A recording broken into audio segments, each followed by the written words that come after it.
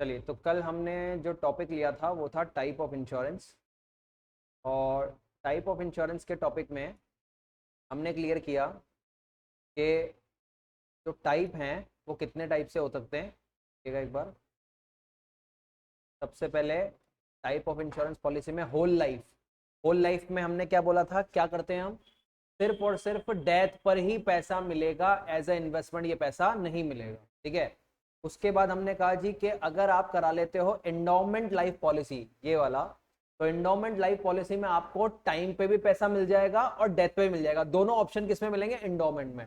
Whole life में सिर्फ एक ऑप्शन मिलेगा, डेथ पे पैसा। ठीक है, उसके बाद जॉइंट लाइफ पॉलिसी, यानी कि दो या दो से ज्यादा लोगों ने मिलकर एक पॉलिसी करा ली, तो जरूरी नहीं एक अकेला बंदा ही कराए, दो या ज्यादा लोग भी करवा सकते हैं। ठीक है, फिर उसके बाद एन्युटी। एन्युटी पॉलिसी में आपको पेमेंट जब मिलता है तो एक साथ नहीं मिलता, धीरे धीरे, मंथली, क्वार्टरली, सेमी ईयरली। क्या? हाँ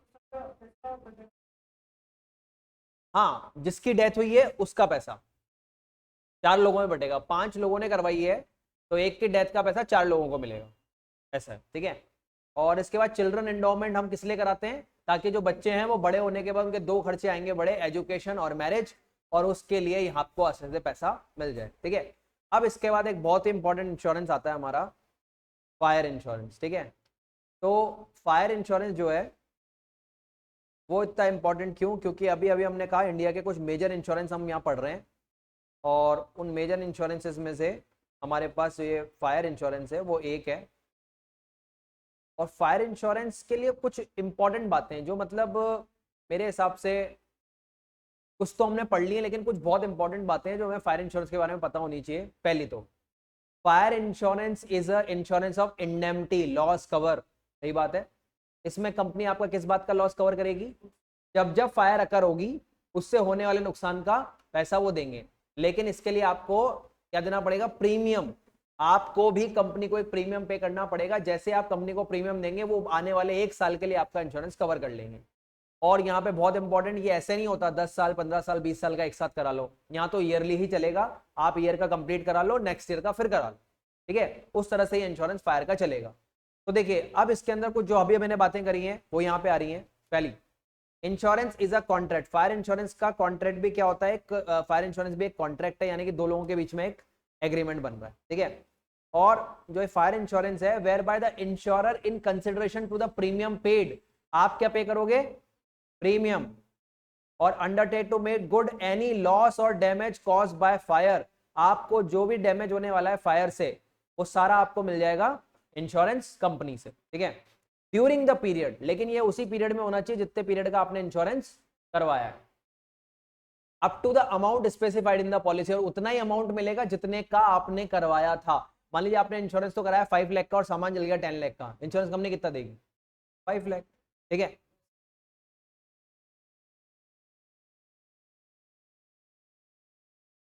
हाँ फिर भी मिलेगा। भले मैं कहता हूं उसी दिन, जिस दिन खत्म हो रहा हो ना उसी दिन जलाओ, तो भी मिलेगा। रात को 12 बजे तक चलता है। जो डेट आपने ली है वो 12 o'clock चलेगी। अब ये किसी की बहुत ही मतलब किस्मत ही खराब हो, 12 बज के 1 मिनट पे लगे उसके आग, वो बात अलग है। लेकिन 12 बजे, मतलब मैं आपको उसको भी समझा दूं, ये जो वर्ड आया बड़ा अच्छा आया है। 29 जुलाई को आपका इंश्योरेंस खत्म हो रहा है, तो 29 क्या मानू? 29 जुलाई को रात को 12 बजे, यानी कि 29 जुलाई को रात को 12 बजे से पहले पहले फायर अकर हुई है तो पैसे वो देंगे। 12 बजे के बाद होगी तो आपको नया कराना पड़ेगा, तब वो देंगे, नहीं तो नहीं देंगे। ठीक है, चलिए, तो हमारे पास स्पेसिफाइड पीरियड के लिए हमने उसको लिया और एक स्पेसिफाइड अमाउंट हमको उसमें मिल जाएगा। वाह, ये बड़ा अच्छा आदमी। उन्हें कहा पहले लॉस हो जाए फिर इंश्योरेंस करा लो और वो लॉस ले लो। अरे शाणू, आप बताओ, जब लॉस हो ही गया है तो इंश्योरेंस कंपनी क्यों करेगी इंश्योरेंस? वो कहेगी हाँ तू 10,000 दे के, तेरे को तो वैसे भी 10 लाख लेनी है हमसे। हमेशा लॉस होने से पहले ही इंश्योरेंस होता है, लॉस होने के बाद नहीं। ये नहीं करवा सकते आप। जैसे आप मान लीजिए कार का आपको करवाना था इंश्योरेंस, आप कार का इंश्योरेंस खत्म होने वाला है, उसके आपको पता नहीं रहा, आपने 1-2 दिन डिले कर दिया कार का इंश्योरेंस कराने में, तो इस बीच में आपको लॉस हो जाएगा ना, हो सकता है कार का एक्सीडेंट हो गया उन 2 दिनों में। अब आप कंपनी से कह रहे हो जी मैंने पहले भी तो करा ही रखा था, 2 ही दिन तो लेट हुआ हूं, लो जी पैसे और इसके पैसे दे दो, 1 रुपया नहीं देगी इंश्योरेंस कंपनी। होने का ये लॉस कब हुआ है, जब हमारा इंश्योरेंस चालू नहीं था।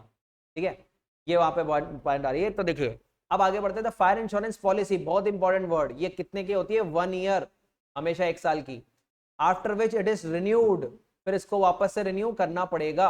इसके लिए या तो आप प्रीमियम दे सकते हो इंस्टॉलमेंट में या लमसम यानी कि एक साथ, दोनों में से आपको जो अच्छा लगे वैसा इंश्योरेंस आप करा लो।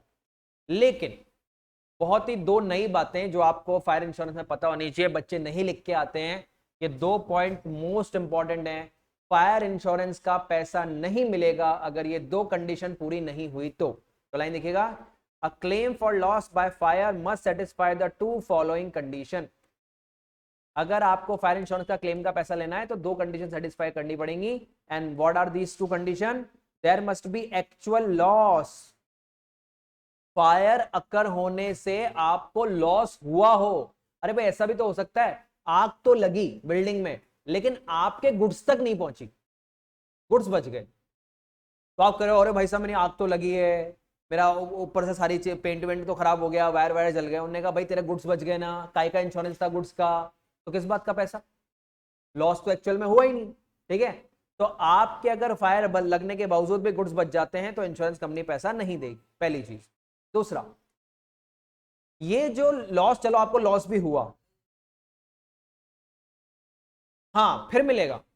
अगर आपने बिल्डिंग का भी इंश्योरेंस करवाया हुआ था, गुड्स का भी करवाया हुआ था, फर्नीचर का भी करवाया हुआ था, तो फिर सबका मिलेगा, फिर तो कोई प्रॉब्लम ही नहीं। ठीक है, उसके बाद fire must be accidental and non intentional, बहुत ही इंपॉर्टेंट पॉइंट। अरे भाई चलो आपको तो लॉस हुआ, लेकिन ऐसा भी तो हो सकता है फायर आपने जानबूझ के लगवाई हो। अगर यह साबित हुआ इंश्योरेंस कंपनी की आग आपने खुद लगाई है तो वो फायर एक्सीडेंटल फायर नहीं कहलाएगी, नॉन इंटेंशनल नहीं कहलाएगी, इंटेंशनल, इरादे से। इंटेंशनल मतलब आपका इरादा, आपने इरादा बना के प्लानिंग करके फायर अकर करवाई है। ठीक है, तो आपको 1 रुपया नहीं मिलेगा फायर इंश्योरेंस में, वो बात अलग है। तो आप साबित करो ना कि गलती से हुआ है। हम कह रहे हैं इंटेंशन नहीं होना चाहिए, नॉन इंटेंशनली तो आप कुछ भी कर सकते हो। ठीक है, जब गलती बोलते हैं तो क्या होता है, नॉन इंटेंशनल। इंटेंशन मतलब प्लान्ड वे में। अब प्लान्ड वे में कैसे हो सकता है, आप थोड़ा प्रैक्टिकल एग्जांपल लगाओ। आप कहोगे कोई बंदा अपने गोडाउन में क्यों आग लगवाएगा, लगवा सकता है, क्या रीजन, हाँ क्यों, पैसे, क्या माल पड़ा ना तेरा, तो तेरा माल इतना सारा पड़ा है, उसको जला के तू पैसे ले रहा है बेवकूफ। हाँ हाँ, ये हो सकता है। एक तो आपका प्रोडक्ट एक्सपायर होने वाले हो, बहुत सारा माल पड़ा है स्टॉक में, हाँ डेड स्टॉक हो रहा है ना, और आपको लग रहा है कि यार बहुत बड़ा लॉस लगेगा मुझे बिजनेस में, तो उन्होंने कहा इसको जलाओ माल को और इंश्योरेंस कंपनी से पैसा वसूल करो। ठीक है, तो ये बहुत सारे बिजनेसमैन ऐसा ट्राई करते हैं, लेकिन इंश्योरेंस कंपनी भी शानी है, वो भी अपने हथकंडे, उनके सर्वेयर होते हैं, सारी जांच पड़ताल करने के बाद ही वो पैसा आपको देंगे। ठीक है, चलिए, तो आपके पास 2 बहुत इंपॉर्टेंट कंडीशन आ गई, एक तो एक्चुअल लॉस और एक लॉस होना चाहिए एक्सीडेंटली और नॉन इंटेंशनली। ठीक है, चलिए इसके बाद हमारे पास पॉइंट आता है, the risk covered by fire insurance contract is loss resulting from the fire और some other cause and which is proximate cause. ये क्या, ये प्रॉक्सिमेट कॉज का प्रिंसिपल अप्लाई हो गया। बताइए, क्या मैं सिर्फ और सिर्फ जो आग से हुआ है वही लॉस दूंगा, उसकी वजह से और कुछ लॉस हो गया तो, प्रिंसिपल में पढ़ के आए हैं। ठीक है, इफ, लेकिन यहां पे एक बहुत इंपॉर्टेंट वर्ड आ रहा है, over heating is not fire. अगर आपके यहां ओवर हीटिंग हुई है विदाउट इग्निशन तो इंश्योरेंस कंपनी इसको फायर नहीं मानती। ओवर हीटिंग का मतलब है बहुत ज्यादा गर्मी पैदा हुई उस जगह पर, लेकिन फ्लेम्स, आग की लपटें नहीं आई। इग्निशन का मतलब फ्लेम का आना, जलना। ठीक है, तो भैया हीट होने में और जलने में तो फर्क होता है। ठीक है, आज अगर मैं ये लाइट जला के बैठा हूं, इस लाइट को हाथ लगाऊंगा तो ये भी हीट कर रही है। ठीक है, लेकिन इसका मतलब यहाँ फ्लेम थोड़ी है, यहाँ इग्निशन थोड़ी है। तो आपका क्या हुआ, ऐसा भी तो हो सकता है कि आपके गोडाउन में एसी ने काम करना बंद कर दिया और ओवर हीटिंग हो गई गोडाउन में, और उस हीटिंग की वजह से आपका सारे गुड्स खराब हो गए, तो आप कहोगे लग गई फायर, ओवर हीटिंग। पर ओवर हीटिंग फायर नहीं है, उस हीट की वजह से इग्निशन आना चाहिए। बहुत अच्छा एग्जाम्पल। आपने देखे होंगे कोयले होते हैं, अपन जला के छोड़ देते हैं तो गर्म रहते हैं, बट उनमें फ्लेम नहीं होती। वो क्या है? ओवरहीट, वो फ्लेमेबल नहीं है। ठीक है, तो ये जो कंडीशन बन रही है, आपका ओवर हीटिंग के साथ इग्निशन आना जरूरी है, तभी वो फायर इंश्योरेंस माना जाएगा। It will not be regarded as fire loss, ये फायर लॉस माना ही नहीं जाएगा in the meaning of fire insurance, and loss will not be recoverable from the insurer, और आप कोई भी पैसा नहीं ले पाओगे। तो अब 3 कंडीशन हो गई, पहला एक्चुअल लॉस, दूसरा नॉन इंटेंशनली होना चाहिए, और तीसरा ओवर हीटिंग विदाउट इग्निशन नहीं होनी चाहिए। ठीक है, चलिए अब बात मैं आपसे पूछता चलता हूं, ये पूछ रहा है कि फायर इंश्योरेंस पे कौन कौन से प्रिंसिपल अप्लाई होते हैं। मैं पूछता चलता हूं, बताना। अटमोस्ट गुड फेथ का प्रिंसिपल अप्लाई होता है, क्योंकि दोनों को एक दूसरे को सही बताना चाहिए। इंश्योरेबल इंटरेस्ट होता है, हाँ आप ओनर होंगे तभी अपने गोडाउन का करवाओगे। प्रॉक्सिमेट कॉस्ट का होता है, चलिए तो यही वो आपसे ले रहा है, मैं फटाफट फटाफट दिखाता हुआ चलता हूं आपको।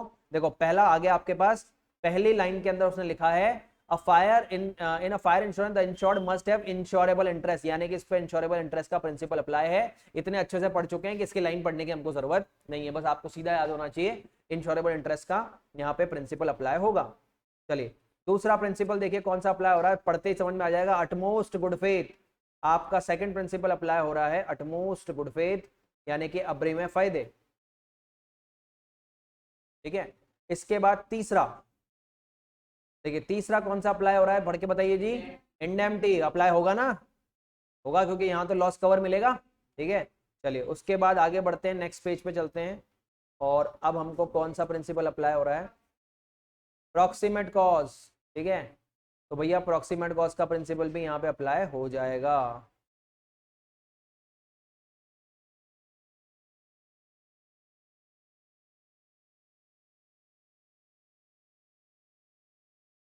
ये देखिए जी, आ गया आपका, the insurer is liable to compensate only when the fire is a proximate cause और डैमेज। तो ये वो चीज है देखो जो हम बहुत अच्छे से पढ़ चुके हैं, इसलिए हमको देखने की जरूरत नहीं, हमको पता होना चाहिए। हर इंश्योरेंस में आपको पता होना चाहिए कौन कौन से प्रिंसिपल किस इंश्योरेंस पे अप्लाई हो रहे हैं। ठीक है, चलिए अब आता है हमारे पास नया इंश्योरेंस, फायर इंश्योरेंस के बाद मराइन इंश्योरेंस।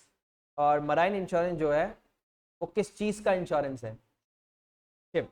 ठीक है, यानी अब शिप में भी बहुत सारी चीजें इसमें समझाने की, वो मैं पहले पूरा समझाता हूँ एक एग्जांपल से कि मराइन इंश्योरेंस किन किन चीजों का और कब कब करवाया जाता है, फिर हम थ्योरी पे आएंगे और मैं आपको पढ़ने के लिए दूंगा थ्योरी। चलिए पहले चलते हैं हम कि जब हम मराइन इंश्योरेंस की बात करते हैं तो हम किस किस इंश्योरेंस की बात करते हैं। देखो, क्या आप मानते हैं कि जब एक शिप सी एरिया से जा रही होती है तो कितनी रिस्क होती है? ठीक है, और रीजन रिस्क का इसलिए भी है क्योंकि इंडिया से एक ऑस्ट्रेलिया शिप जा रही है तो दिन घंटों में नहीं, दिनों में, महीनों में पहुंचेगी। तो मतलब 1 महीने 1.5 महीने तक वो सी एरिया में ही रहेगी शिप, तो वहां पे उसको बहुत बड़ी बड़ी रिस्क हो सकती है। तो देखिए क्या क्या हम आप अपने आप को रख के देखना कि अगर आप आपका सामान या आपकी चीजें शिप से जा रही हैं तो आपको कितनी रिस्क हो सकती है। देखिएगा, पहला पहले तो नाम लिख देता हूं, मराइन इंश्योरेंस। अब मराइन इंश्योरेंस में सबसे पहला जो हम इंश्योरेंस करवाएंगे, पहली चीज देखना भाई, मैंने कहा जी इंडिया से शिप ऑस्ट्रेलिया जा रही है, तो इस पूरे प्रोसेस में हमें सबसे पहला नुकसान, मान लीजिए मैं ले लेता हूं 30 डेज में शिप पहुंचेगी, तो 30 डेज में पहला नुकसान है आपको खुद शिप का। पूरी शिप डूब सकती है भाई, कहीं से टकरा सकती है, एक्सीडेंट हो सकते हैं। और आप जानते हैं कि शिप कुछ छोटे मोटे 1000 2000 लाख 2 लाख की चीज नहीं है, करोड़ों की चीज है। ठीक है, एक शिप मेरे हिसाब से 50 करोड़ 100 करोड़ के आसपास की इतनी बड़ी शिप्स होती हैं। ठीक है, तो मैं 100 करोड़ की शिप भेज रहा हूं इस सामान को लेके, अरे सामान उतने का नहीं होगा जितने की वो शिप है। सही बात है, तो क्या इस शिप के डूबने से शिप कंपनी को बहुत बड़ा नुकसान हो सकता है? तो शिप कंपनी को बहुत बड़ी रिस्क है, तो सबसे पहला इंश्योरेंस तो शिप कंपनी कराएगी, शिप का खुद बॉडी का, शिप की बॉडी का। और पहले मैं आपको यही आंसर देता हुआ चलता हूं, शिप की बॉडी के इंश्योरेंस को इंडिया में क्या बोलते हैं? हल इंश्योरेंस। ठीक है, हल इंश्योरेंस नाम आते हैं आपके दिमाग में आना चाहिए, शिप की बॉडी, शिप का आउटर एरिया, शिप का पूरा उसका आयरन, उसका मॉड्यूलेशन, ये सब कवर होंगे उसके अंदर। ठीक है, दूसरा देखिएगा, चलो भाई शिप के अलावा दूसरा नुकसान है उस शिप पे रखे हुए गुड्स का। ठीक है, तो सेकंड मुझे प्रॉब्लम है शिप के अलावा गुड्स की। तो एक बात बताइए, अगर शिप जाएगी तो गुड्स भी जाएंगे, चलो उल्टा भी करते हैं, कभी कभी शिप नहीं भी गई तो हैवी टाइड्स आ गई, लहरें बहुत ऊंची आई तो सामान गिर सकता है, ठीक है।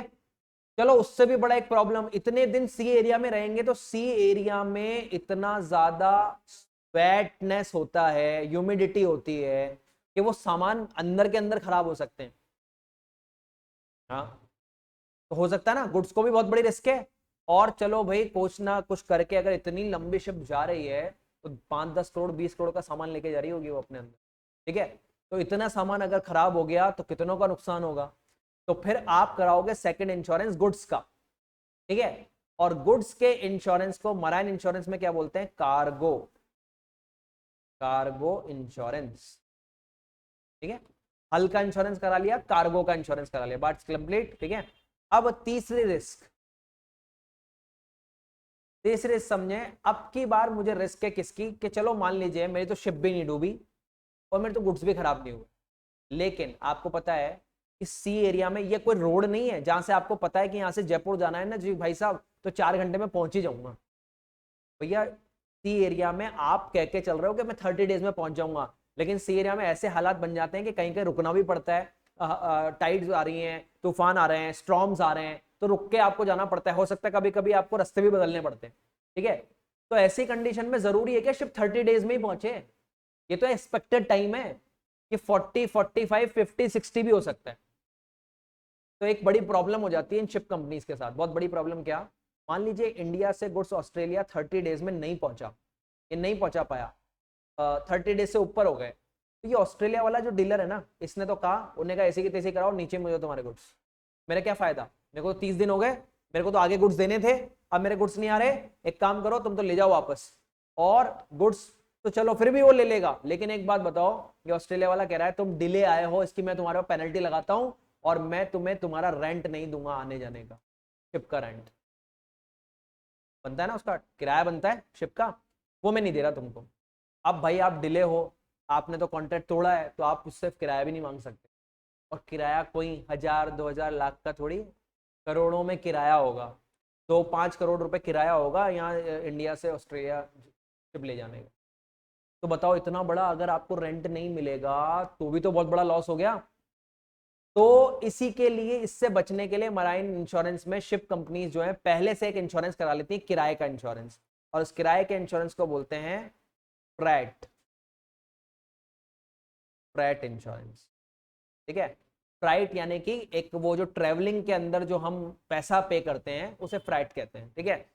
तो अब क्या होगा, अब अगर इंश्योरेंस, अब शिप कंपनी को टेंशन नहीं है, अगर वो डिले भी पहुंचेंगे तो उनका पैसा मिलना ही मिलना है उनको, उनका फ्राइट का किराया उनको मिल जाएगा, ठीक है।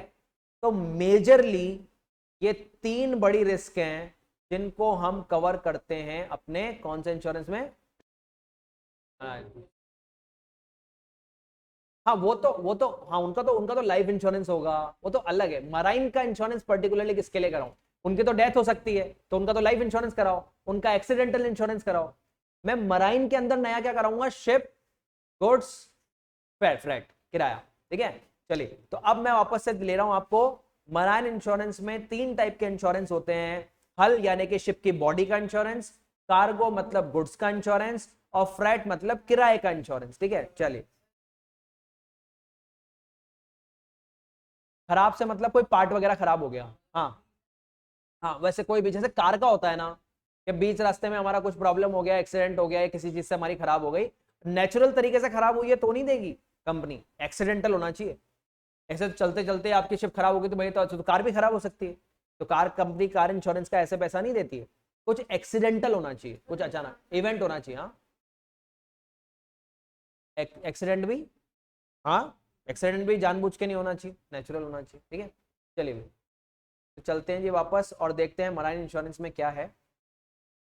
तो marine insurance the contract of agreement, जिसके अंदर where by the insurer undertake to indemnify the insured to the manage the extend there agreed on the marine loss. कितना, अब कोई जरूरी नहीं है भैया, ये तो 3 इंश्योरेंस मैंने बताए, कोई सिर्फ शिप का इंश्योरेंस कराए तो उसकी मर्जी, कोई सिर्फ गुड्स का इंश्योरेंस कराए तो उसकी मर्जी, कोई सिर्फ फ्लैट का इंश्योरेंस कराए उसकी मर्जी, और तीनों कराए तो उसकी मर्जी, ठीक है। तो जितना मराइन लॉस तुमने कवर किया है उतना पैसा तुम्हें मिल जाएगा। Marine insurance provide protection against the loss by marine pearls, यहाँ पे एक वर्ड आया है, पर्ल्स का मतलब होता है मुसीबतें और रुकावटें जो आपके रस्तों में आएगी जब आप जर्नी में जा रहे होंगे इसमें शिप पे, तो ये perils of the sea, marine perils are collision of the ship. अब क्या क्या हो सकता है, शिप टकरा सकती है रॉक से, शिप पे अटैक हो सकता है एनिमीज का, शिप पे आग लग सकती है, ठीक है, और शिप कैप्चर्ड हो सकती है, पायरेट्स यानी कि डकैतों आ सकते हैं और आपकी शिप पे अटैक कर सकते हैं, ठीक है। तो जो कैप्टन और क्रू होता है उनके ऊपर अटैक हो जाएगा। दिस पर्ल्स कॉज डैमेज, तो इससे डैमेज हो सकता है, डिस्ट्रक्शन हो सकता है, और डिसअपेरेंस यानी कि आपके शिप ही गुम हो जाए, ठीक है, कार्गो का खराब हो जाए, और नॉन पेमेंट ऑफ फ्रेट, आपको किराया ना मिले, ये सब चीजें हो सकती हैं, ठीक है। तो फिर आप क्या करेंगे, तो क्या करेंगे, so marine insurance, the insurance of ship. अब देखिए आगे हमारे वर्ड, तो मराइन इंश्योरेंस में कितने इंश्योरेंस करा लूं, 3 इंश्योरेंस, हल, कार्गो और फ्राइट, ठीक है। इसमें क्या होगा, thus it is device whether the insurer undertake to compensate the owner of the ship और cargo for complete and partial loss in sea area. Sea area में इनसे रिलेटेड जो भी लॉस आपको होने वाला है वो मैं आपका कवर कर दूंगा, ठीक है। डेफिनेशन, और cargo arise the risk incidental in sea voyage, ये लेकिन यहां पे ध्यान रखना है, ये जो इंश्योरेंस होता है ना, ये सिर्फ एक वॉयज का होता है। वॉयज का मतलब एक जर्नी कंप्लीट, यानी कि जब शिप इंडिया से ऑस्ट्रेलिया जाएगी तो सिर्फ इसी का इंश्योरेंस होगा। आप ऐसे नहीं करा सकते इसको 1 साल का, ऐसे नहीं होगा। जब तक ये इंडिया वाली शिप ऑस्ट्रेलिया नहीं पहुंच जाएगी तब तक ये इंश्योरेंस है। हाँ, दोबारा करा लो, डबल कराना चाहो तो डबल करा लो, लेकिन होगा जर्नी का, टाइम का नहीं। आप कहो जी आने वाले 1 साल में हम जब भी आएंगे जाएंगे हमारा कर दो जी इंश्योरेंस, नहीं, ये होगा जर्नी का। अब इसके बाद मान लीजिए आप यहाँ के बाद ऑस्ट्रेलिया के बाद अब आप मान लीजिए अपनी वो ले करके कनाडा में जाना चाहते हैं शिप लेके, तो फिर वो अलग इंश्योरेंस होगा।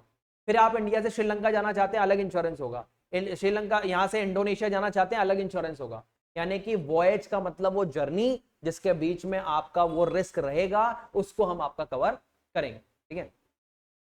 The insurer in this case is known as underwriter. Insurer को यहाँ पे अंडर राइटर बोलते हैं मराइन इंश्योरेंस के अंदर, जो आपका इंश्योरेंस करेगा वो कहलाएगा अंडर राइटर। एंड जो आपका ये है certain some of money paid by the insured, और उसको एक पैसा आपको पे करना पड़ेगा इंश्योर्ड को, जिसमें वो गारंटी देगा, आपको प्रोटेक्ट करेगा कि भाई आपको कोई भी लॉस होगा तो वो उसकी जिम्मेदारी होगी, ठीक है। अब वही सेम चीज जो मैं पढ़ा चुका हूं, कितने टाइप के इंश्योरेंस होंगे, 3, फटाफट पढ़ लीजिए, शिप, कार्गो और फ्राइट, तीनों टाइप के हाँ,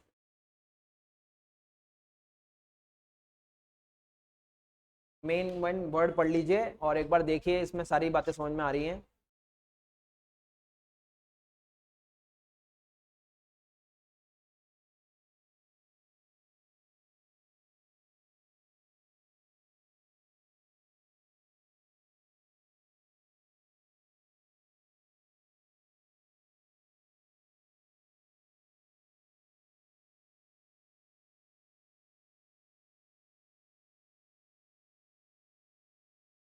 कौन सा,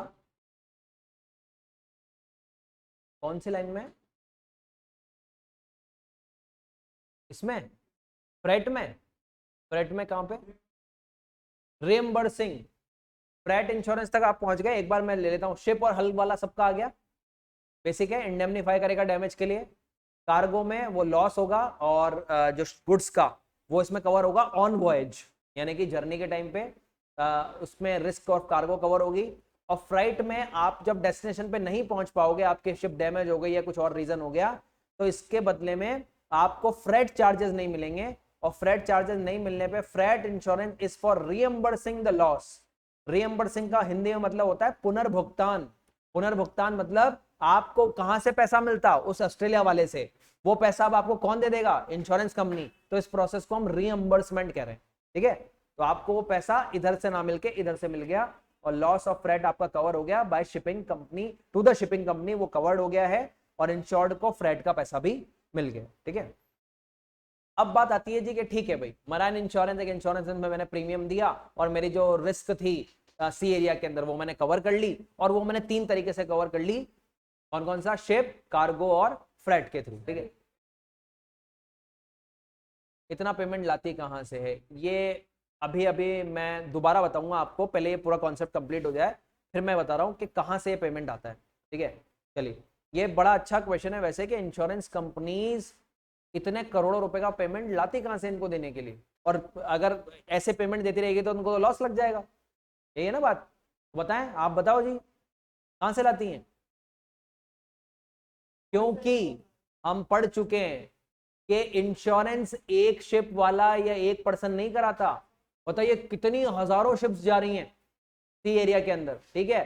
तो आप मान लीजिए कि एक इंश्योरेंस एक बंदे ने ना करा के कितनों ने कराया है, 100 200 500 शिप्स ने। तो बताओ कितना सारा पैसा इकट्ठा हुआ है आपके पास, और हम इसमें क्या लगाते हैं, प्रोबेबिलिटी।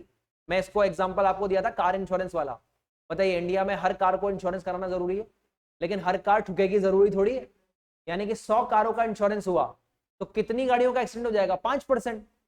तो 5 गाड़ियों को तो पैसे देने, 100 से पैसा आया, देना पड़ा 5 को, तो 5 को अगर 20 का 30 का 50 का पैसा भी दे दिया तो भी मेरे पास 50 का पैसा तो बचेगा। यानी कि आप सोच के देखो, क्या ये 100 करोड़ की शिप का इंश्योरेंस क्या 1000 2000 रुपए में होएगा, लाखों में होगा। 50 लाख रुपए का प्रीमियम लग जाएगा तब जाके आपका 100 करोड़ का शिप कवर होगी। तो 50-50 लाख रुपए ऐसे अगर शिप कंपनियां देंगी तो करोड़ों का फंड इकट्ठा नहीं हो जाएगा इंश्योरेंस कंपनी के बाद, इंश्योरेंस कंपनी का खुद 100 करोड़ रुपए से ज्यादा आ जाएंगे।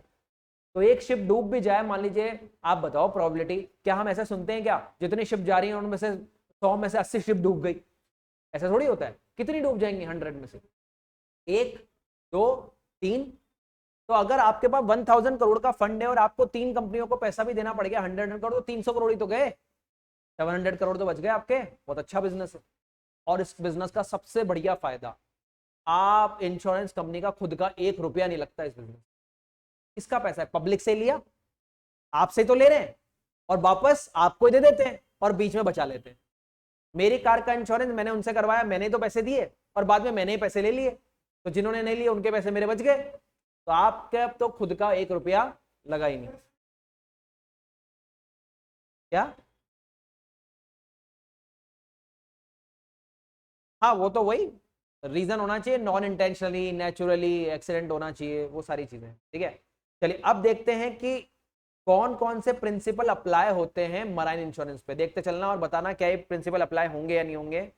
पहला प्रिंसिपल आ रहा है भैया इंडेमनिटी का, होगा या नहीं होगा भाई, लॉस कवर। ठीक है, दूसरा देखते हैं जी, अटमोस्ट गुड फेथ।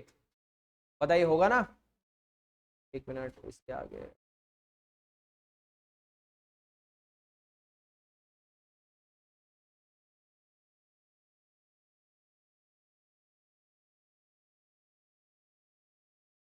चलिए सेकंड वाले में आ रहा है अटमोस्ट गुड फेथ, और यहां भी आपको सारी बातें एक दूसरे को क्लियर करनी पड़ेंगी। तीसरा आ रहा है इंश्योरेबल इंटरेस्ट, ये भी आता है समझ में, भाई शिप का ओनर या शिप का जिसमें इंटरेस्ट होगा वही करवाएगा इंश्योरेंस। ठीक है, चलिए उसके बाद प्रॉक्सिमेट कॉज, कॉजा प्रॉक्सिमा। ठीक है, कॉजा प्रॉक्सिमा अप्लाई हो रहा है।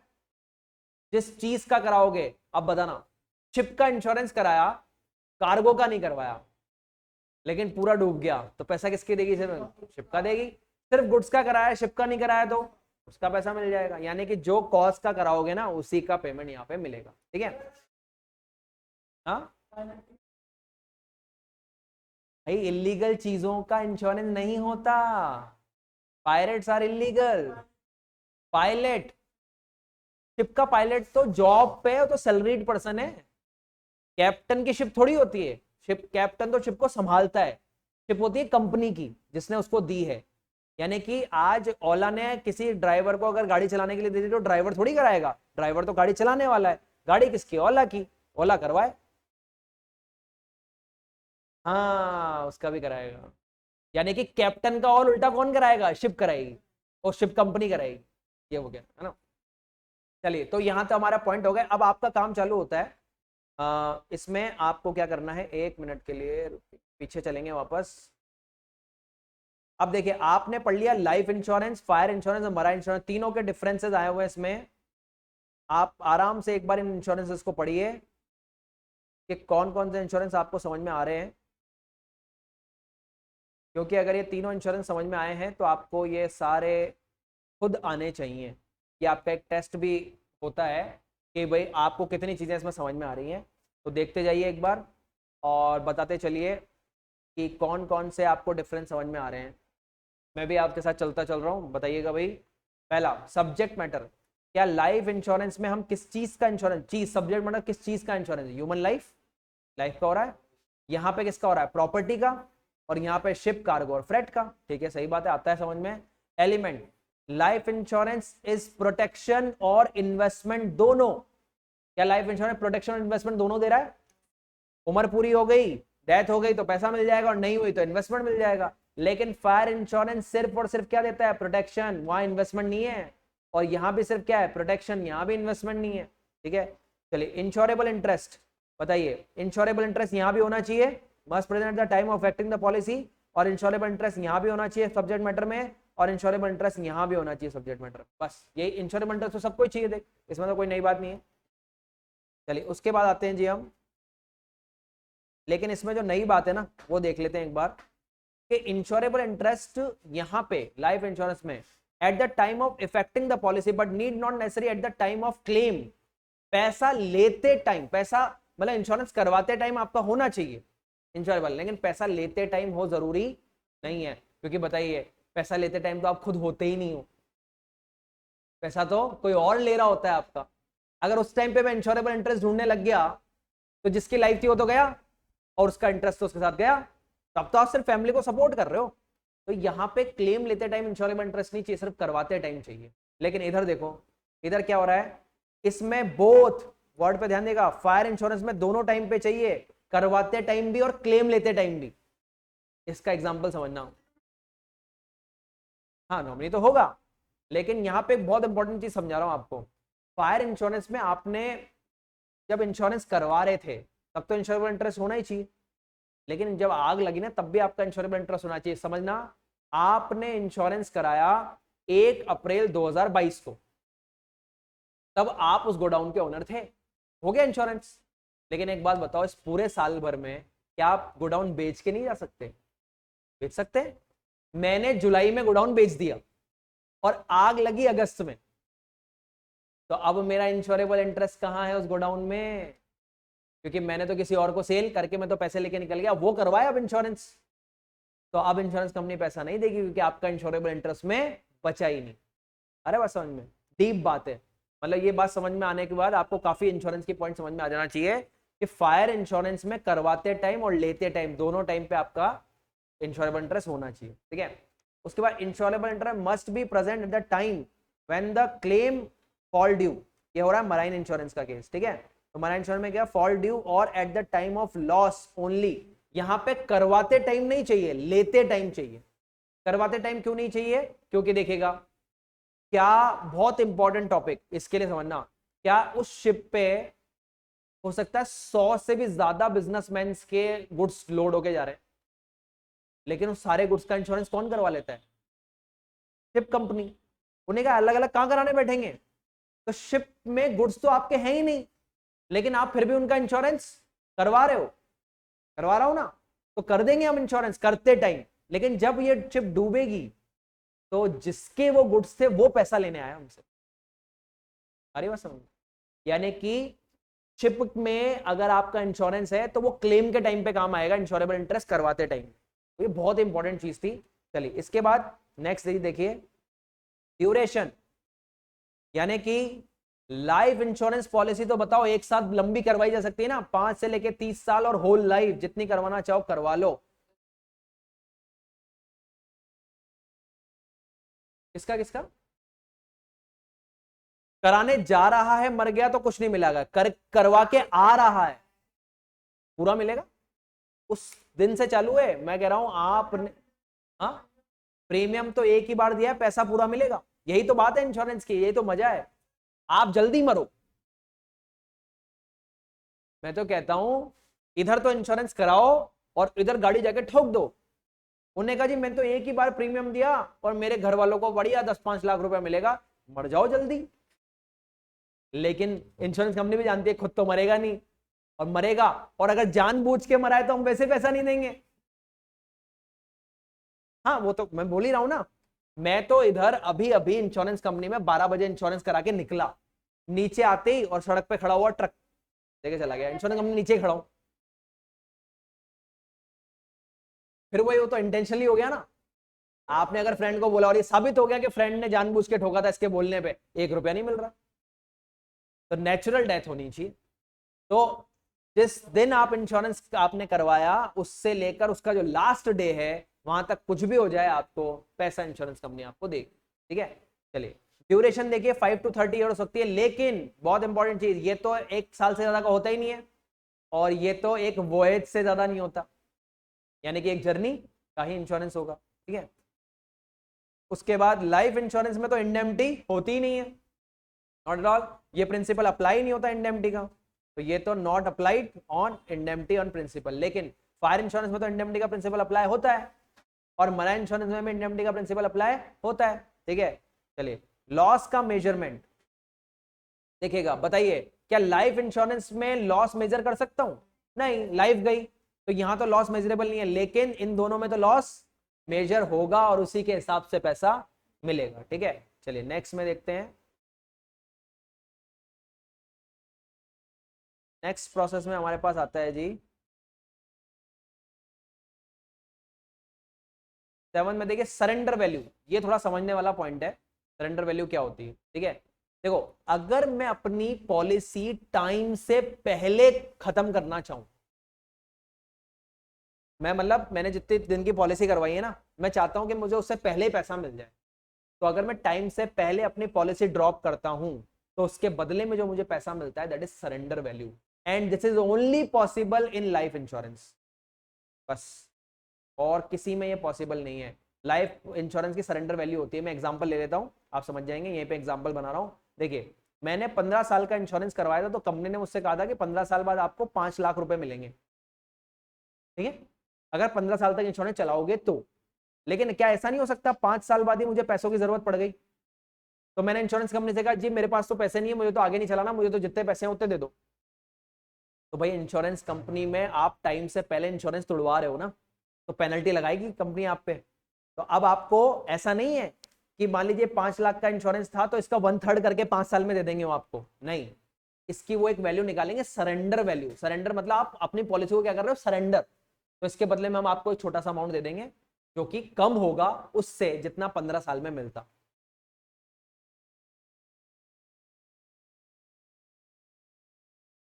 प्रूफ इंश्योरेंस कंपनी नहीं देती, प्रूफ इंडिया की गवर्नमेंट देती है। इंडिया में कोई भी इंश्योरेंस कंपनी बिना गवर्नमेंट के लाइसेंस के इंडिया में काम ही नहीं कर सकती। ये कोई दुकान नहीं है जो आप खोल के बैठ गए, जब तक गवर्नमेंट ये सर्टिफाइड ना कर दे कि ये एक अच्छी लेवल की कंपनी है तब तक वो इंश्योरेंस का काम ही, आप और मैं अभी चाहे इंश्योरेंस का काम शुरू कर दे दुकान खोल के नहीं कर सकते।